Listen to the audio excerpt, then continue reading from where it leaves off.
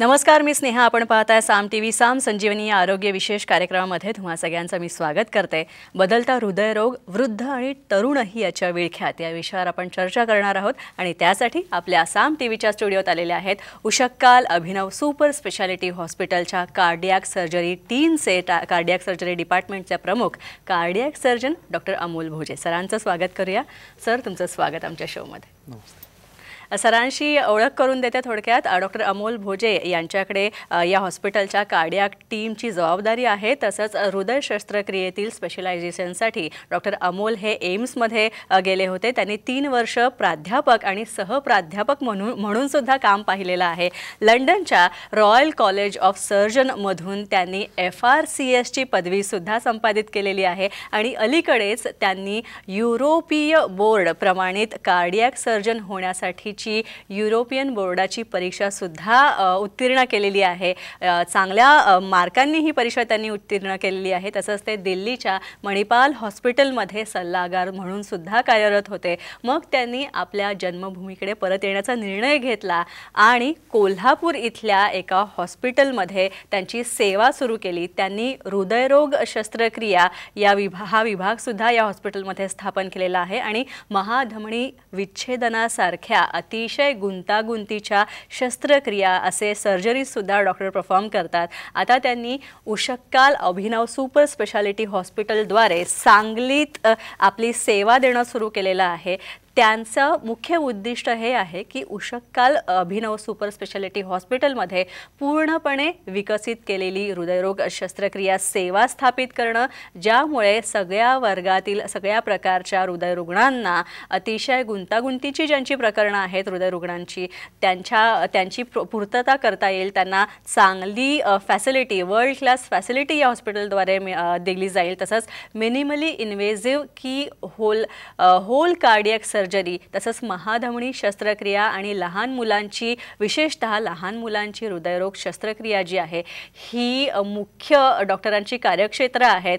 एका दिवसाच्या नवजात बालकापासून ते 100 वर्षांच्या वृद्ध आजोबांपर्यंत सगळ्या वर्गातील, सगळ्या वयोगटातील लोकांना जागतिक दर्जाच्या सेवा या हॉस्पिटलद्वारे पुरवणे आणि हृदय शस्त्रक्रियेचं आधुनिक तंत्रज्ञानावर आधारित युनिट स्थापन करण्याच्या उद्देशाने डॉक्टर आणि हे हॉस्पिटल जे आहे ते एकत्र काम करत आहेत. तसंच एक मजबूत संघ तयार करण्याची जबाबदारी जी आहे, हा उद्देश जो आहे डॉक्टरांचा आहे. तसंच सर्वोत्कृष्ट आणि अनुभवी प्रतिभांना एकत्र त्यांनी या हॉस्पिटलच्या आधारे आणण्याचा प्रयत्न केलेला आहे आणि अतिशय गुंतागुंतीच्या क्लिष्ट शस्त्रक्रिया लहान मुलांच्या असोत, वृद्धांच्या असोत, डॉक्टर या हॉस्पिटलमध्ये करतात. चला तर मग आता या चर्चेला सुरुवात करूया. हृदयरोगाचं स्वरूप अलीकडे कसं बदलतंय, तुमचं निरीक्षण काय?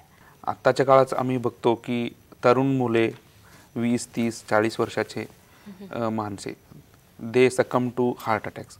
काही जिम करताना, काही ॲक्टिव्हिटी करताना, काही बाहेर असताना त्यांना हृदयाघात येतो आणि ते सफर करतात. ही पहिली चेंज आहे, change in the age group.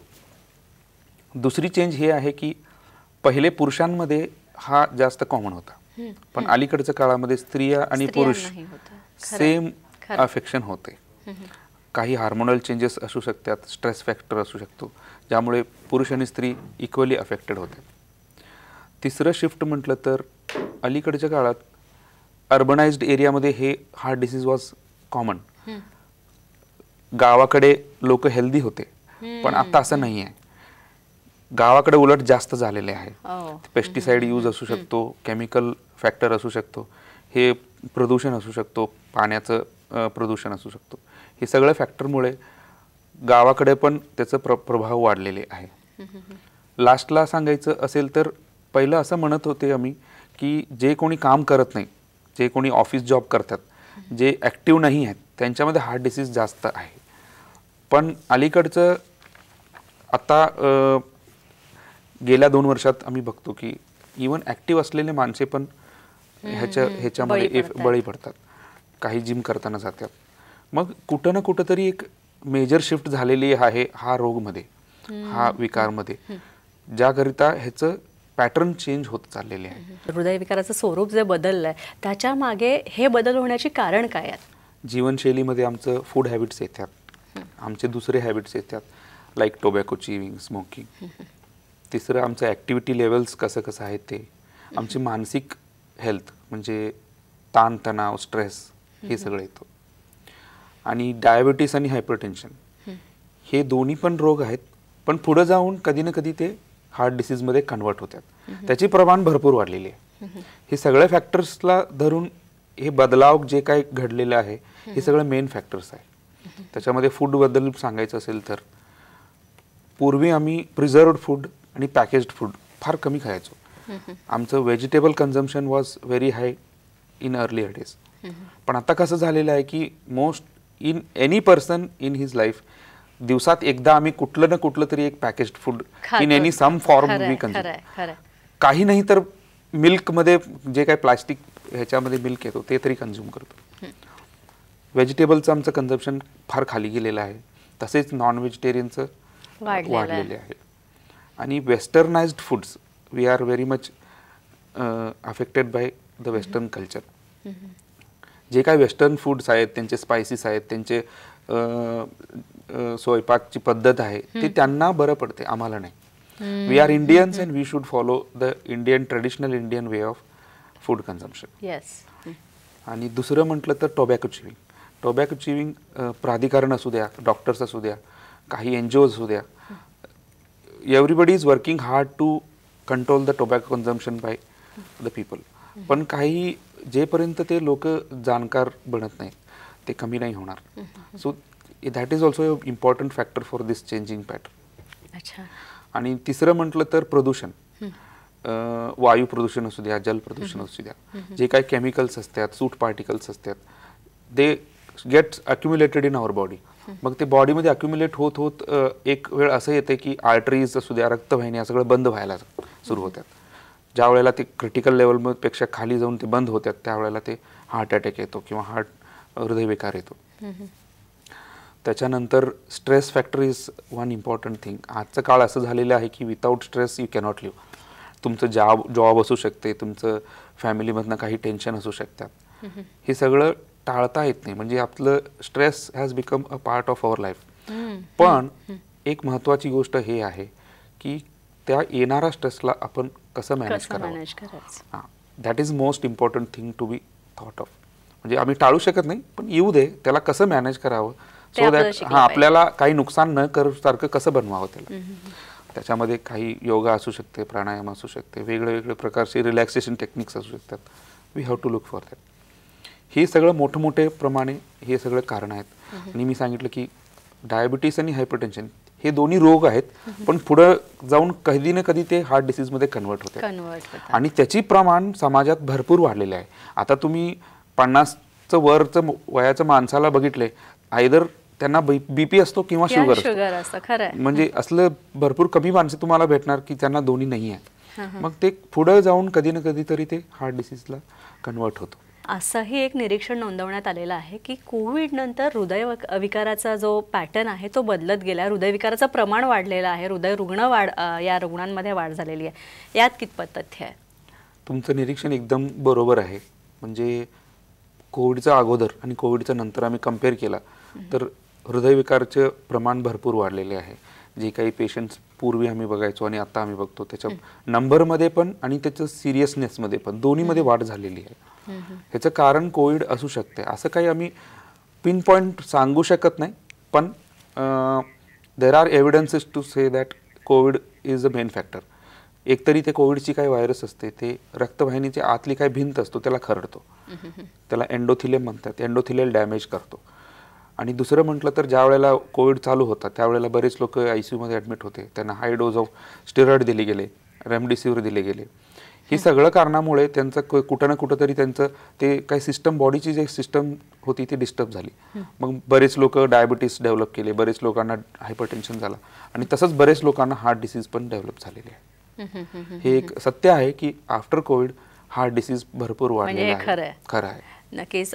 तर डॉक्टर अमोल भोजे जे आहेत त्यांनी त्यांच्या सांगलीच्या या हॉस्पिटलमध्ये जे उषःकाल सुपर स्पेशालिटी हॉस्पिटल जे आहे, उषःकाल अभिनव सुपर स्पेशालिटी हॉस्पिटल, या हॉस्पिटलमध्ये सगळ्या प्रकारच्या आणि सगळ्या वयोगटातल्या हृदयरोगींवर उपचार केलेले आहेत. कार्डियाक सर्जरीज जे आहेत ते डॉक्टर करतात, त्या त्यांचा हातखंडा आहे. आणि अशाच काही रुग्णांच्या कार्डियाक सर्जरी ज्या डॉक्टर अमोल भोजे यांनी केल्या होत्या त्यांच्या प्रतिक्रिया आपल्याकडे आहेत, त्या पाहूया. नमस्कार, मैं डॉक्टर सुषमा आहूजी, मैं वैज्ञानिक हूँ national rice research institute Cuttack में. तो हम घर आए हुए थे, हम छुट्टी के लिए, तो रूटीन चेकअप करवाए हमने. तो उसमें 2D एको में पता चला कि मुझे अल्कापा डिसीज़ है करके. तो उसके बाद वी आर वेरी टेंस्ड. तो हमने कांटेक्ट किया, डॉक्टर अमोल भोजे सर का कांटेक्ट मिला हमें थ्रू ए कॉमन फ्रेंड. तो उसके बाद हम आए एम्स सांगली अमोल भोजे सर के पास. तो सर ने हमें सारे एक्सप्लेन किए कि ये क्या है डिसीज़ और कितना रेयर है और इसका इम्पोर्टेंस क्या है, सब कुछ हमें एक्सप्लेन किए अच्छे तरह से. काउंसलिंग भी किया सर ने अच्छे से और हमें बहुत अच्छे से कॉन्फिडेंस भी दिया कि इट इज़ करेक्टेबल अनोमली. तो आप टेंशन मत लीजिए, आपका सारा टेंशन मेरे ऊपर, मैं आपका ये जो अनोमली है सब ठीक करके दूंगा करके. तो हमने जून 8 को यहाँ आके एडमिट हुआ. तो 13 जून को मेरा सर्जरी हुआ. That is a supra major surgery, that is open heart with bypass. तो उसके बाद I am feeling very better, I am doing very well. मुझे बहुत अच्छा लगा और एंटायर टीम बहुत अच्छा है और इनका हॉस्पिटलिटी केयरिंग सब स्टाफ बहुत ही अच्छे है, बहुत अच्छे से ख्याल रखा हमारा. और on behalf of my entire family we are very grateful to Ushahkal Abhinav institute of medical science Sangli. या प्रतिक्रियेनंतर घेऊयात एक छोटासा ब्रेक.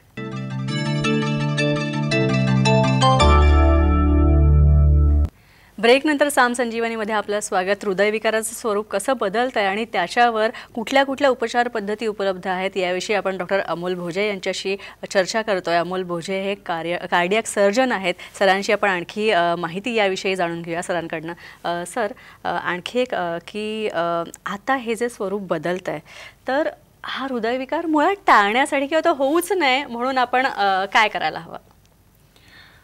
आता आम्ही फार पुढे आलेलो आहोत, तरी आम्ही ह्याला संपूर्णपणे एक दिवसात किंवा शॉर्ट पिरियड ऑफ टाईममध्ये ह्याला कंट्रोल करू शकत नाही. पण असले काही गोष्टी आहेत ते सगळं करून आम्ही ह्याला कंट्रोल करू शकतो किंवा ते आपल्याला नुकसान पोचवायच्या अगोदर त्याला थांबवू शकतो. आणि ह्या दिशेनं एक इम्पॉर्टंट गोष्टी असं आहे की preventive health checkup is most important. असं एक बाजू आहे जे काही पेशंटला करायचं आहे, म्हणजे ते रिस्क फॅक्टर कंट्रोल. त्याच्याबद्दल मी नंतर बोलतो. पहिलं मी हेल्थ चेकअपचं बद्दल बोलतो. प्रिव्हेंटिव्ह हेल्थ चेकअप्स काय असतात, म्हणजे preventive health checkup is to prevent the disease from developing to full blown disease. म्हणजे ज्या वेळेला पेशंटला अजून बाधित झालेलं नाही आहे किंवा अर्ली स्टेजमध्ये आहे त्यावेळेला त्याला थांबवणे किंवा डेव्हलप न होऊन देणे, त्याचं की जे काही स्वरूप आहे त्याला प्रिव्हेंटिव्ह हेल्थ चेकअप आपण म्हणतो. प्रिव्हेंटिव्ह हेल्थ चेकअपमध्ये आपण ज्या वेळेला पेशंट आमच्याकडे येतो त्यावेळेला आपण त्याचं केअरफुल हिस्ट्री घेतो. केअरफुल हिस्ट्रीमध्ये आपण त्यांचं जे काही नुकसानकारक घटक आहेत, रिस्क फॅक्टर्स आहेत, त्याचं चाचणी करतो. काही विचारतो त्यांनी डायबिटीस आहेत का, हायपरटेन्सिव्ह आहेत का, स्मोकिंग किंवा टोबॅको कन्झम्पशन आहे का, ओबेसिटीचं प्रमाण बघतो, कोलेस्ट्रॉल चेक करतो. त्याच्यानंतर काही टेस्ट असे आहेत ते स्पेसिफिक टू हार्ट आहेत, म्हणजे ECG झाला, इको झाला, TMT झाला. ह्याच्यामध्ये बरेच आपल्याला एक आयडिया मिळतो की हा पेशंट कुठल्या कंडिशनमध्ये आहे, म्हणजे तो हार्ट डिसीज त्याला नाही आहे किंवा अर्ली स्टेजमध्ये आहे, ॲडव्हान्स स्टेजमध्ये आहे. त्याच्याप्रमाणे आपलं ते काय इंटरव्हेन्शन असतो, आपलं काय त्याला सल्ला असतो ते चेंज होते. ज्या पेशंटला अजून काही बाधित झालेलं नाही आहे, पूर्णपणे हेल्दी आहे, सगळं टेस्ट नेगेटिव्ह आहेत, त्याला आम्ही सल्ला देतो की he has to continue the healthy lifestyle, जे काही आतापर्यंत ते फॉलो केलेलं आहेत. काही लोकांचं काहीतरी मायनर रिस्क फॅक्टर्स असतात, काही टोबॅको खात असतात, काही स्मोकिंग असतं किंवा डायटरी हॅबिट्स चांगले नसतात, ते आम्ही करेक्ट करतो. जे कोणी व्यायाम करत नाही त्यांना व्यायाम करायला प्रेरित करतो. जे कोणी अर्ली स्टेजमध्ये आहेत त्यांना तेच स्टेजमध्ये राहावं आणि ते ॲडव्हान्स स्टेजमध्ये डेव्हलप न व्हावं त्याच्यासाठी काही मेडिकेशन्स आहेत, काही औषधं आहेत, ते आम्ही स्टार्ट करतो. काही इंटरव्हेन्शन्स आहेत, काही म्हणजे फक्त एकच ब्लॉक झालेले आहे, जास्त ब्लॉक्स नाही आहेत हार्टमध्ये, मग स्टेंटिंग असं करू शकतो. असले काही ड्रग्स आहेत जे कोलेस्ट्रॉलचं प्रमाण कमी करतो आणि ब्लॉक्स पण थांबवतो. तसं हे सगळं सुरू करतो. जे काय ॲडव्हान्स स्टेजमध्ये आहेत त्यांना इमिडिएट ट्रीटमेंटची गरज पडतो. We offer them either the surgery or stenting depending upon त्यांचं काय रोगाचे प्रमाण कसं आहे, त्याचं ब्लॉकेजेसचं प्रमाण कसं आहे, हार्टची कंडिशन कसं आहे, त्याच्याप्रमाणे आम्ही सल्ला देतो. डॉक्टर, बरेच जण असं म्हणतात की जर तुम्हाला हृदयविकारापासून दूर राहायचं असेल तर तुम्ही स्वतःला फिट ठेवा, वजन कमीत कमी ठेवा किंवा प्रोपोर्शन जे सांगितलेलं आहे तेवढंच ठेवा. पण फिट दिसणं आणि फिट असणं यात फरक काय? फिट दिसणं हे फिट असणं नाही आहे. दुर्दैवावशात आम्ही बघितलंय 2-3 वर्षात की काही सेलिब्रिटीज पण जिममध्ये गेलेले आहेत. कन्नडचे एक ॲक्टर पण होते, माझे फेवरेट होते, ते पण असं जिम करताना हार्ट अटॅक आला त्यांना. आणि all of them were pretty fit, म्हणजे ते दिसायला निरोगी दिसत होते, फिजिकली फिट होते. मसल वगैरे बघितलं तर तुम्हाला असं वाटत नाही की ह्याला काही हृदयरोग असणार असं वाटत नाही. पण it is not like that. दुसरे रिस्क फॅक्टर्स न कंट्रोल करता आम्ही एक्सरसाइज केलो, it acts in a negative way. आणि एक्सरसाइज कसल्या पद्धतीचं तुम्ही करता ते पण फार इम्पॉर्टंट आहे. आता रिसर्चमध्ये आता असं दाखवलेलं गेले आहे की मॉडरेट अमाऊंट ऑफ एक्सरसाइज, मध्यम वर्गाचं ते काय एक्सरसाइज आहे, that is best for heart. म्हणजे रोज 30 मिनिट चालणे, फास्ट वॉकिंग किंवा light jogging is best for preventing heart diseases. पण जिम करणे, marathon running, heavy exercises, heavy gymming, all these are not going to help. ह्याचं कारण हे आहे, ज्या वेळेला आपण दुसरे रिस्क फॅक्टर्स कंट्रोल करत नाहीत, ज्यामध्ये फूड येतो, फूड हॅबिट्स येतो, स्मोकिंग येतो, कोलेस्ट्रॉल कंट्रोल होतं, डायबिटीस, हायपरटेन्शन, ते काही रिस्क फॅक्टर्स आहेत, जेपर्यंत त्यांनी ते सगळं कंट्रोल करत नाहीत आणि आम्ही ज्या वेळेला जिम जातो, it acts in a negative way. Because ते आतली काय भिंत आहे ते ऑलरेडी खरडलेली आहे, ऑलरेडी डॅमेज्ड आहे, त्यावरती तुम्ही जिम केला मग त्याच्यावरती ताण वाढणार, रक्तप्रवाह त्याच्यामध्ये वाढून त्याला डॅमेज जास्त होणार. मग ह्याकरिता हे सगळं घटना घडतात. So looking fit is not actually fit. अच्छा डॉक्टर, आपल्याकडे एक म्हण आहे की उपचारांपेक्षा प्रतिबंध चांगला, प्रिव्हेन्शन इज ऑलवेज गुड.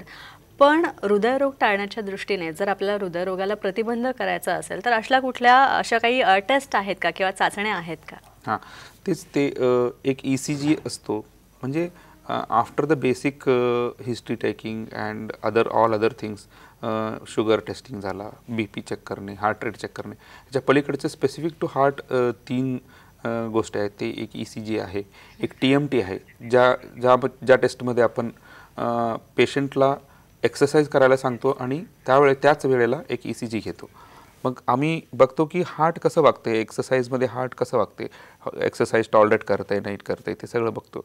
त्याच्यानंतर इको करतो. Echo is in simple language sonography, हार्टची सोनोग्राफी आहे, म्हणजे ज्यामध्ये आम्ही बघतो की हार्टचे चेंबर्स कसे आहेत, ते काय मोठे झालेले आहेत, लहान आहेत, नॉर्मल आहेत, ते वॉलमध्ये काय प्रॉब्लेम्स आहेत, काही कधी कसं असते की हार्टचा एक भाग हलत नाही, काम करत नाही, हे सगळं आम्ही स्क्रीनिंग करतो. ह्याच्यामध्ये एक 90 to 95% टाइम तुम्हाला एक आयडिया मिळतो की काहीतरी हार्टला प्रॉब्लेम आहे. ज्या वेळेला आपल्याला शंका येतो आम्ही ॲडव्हान्स टेस्टमध्ये जातो, ज्यामध्ये आपण बघतो की काय ॲक्च्युअली प्रॉब्लेम काय आहे आणि त्याच्या डायरेक्शनमध्ये पेशंटला ट्रीटमेंट मिळतं.